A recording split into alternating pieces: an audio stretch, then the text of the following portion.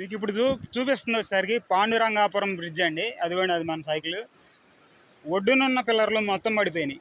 అవతల ఒడ్డు పైన అక్కడ ఒక సిమెంట్ స్తంభం కనబడుతుంది కదా, ఆ ఒడ్డు మీద నుంచి అవతల వైపుకి ఈ సిమెంట్ బ్రిడ్జ్ ఉంది. ఇవ్వండి, ఇక్కడ ఉన్న పిల్లర్లు, ఒడ్డు మీద ఉన్న పిల్లర్లు మొత్తం పడిపోయినాయి. ఒడ్డు మీద ఏమేమైతే పిల్లర్లు ఉన్నాయో ఆ బ్రిడ్జికి సంబంధించినవి మొత్తం పడిపోయినాయి.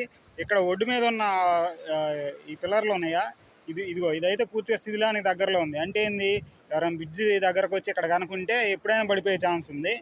ఇటు చూడండి, ఇది బీచ్ లోపల బ్రిడ్జ్, బీచ్ లోపల ఉన్నటువంటి బ్రిడ్జ్. చూడండి, ఇది చాలా చాలా స్ట్రాంగ్గా ఉంది.